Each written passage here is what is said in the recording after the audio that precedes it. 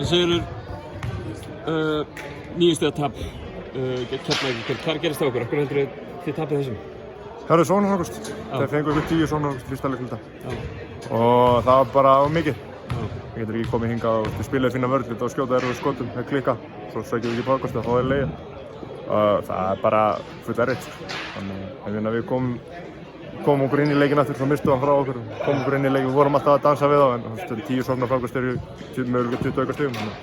Vistist þú bara hérna í fyrirháleiknum, þú talar frákast, þannig að þú tapir frákastbaráttunni með einhverjum 20 bara í hálfleik. Já. Er ekkert, er þetta effort eða er þetta bara, hvað heldur þetta sé?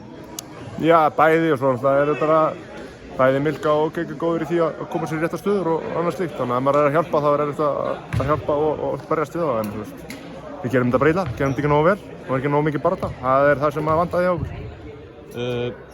Upp og niður svona hjá ykkur svona hinga til á tímabilinu þegar við unnið góða sigra og svo svona tapa leikjum líka. Hvernig metur þú svona tímabilið hinga til? Allt í lagi, við erum 5 byrjunarliðið nýtt í liðinu og við erum svona að finna okkur stað, við vorum lengi að koma okkur í gang í dag en ég finnst að við verðum bara á réttri leið.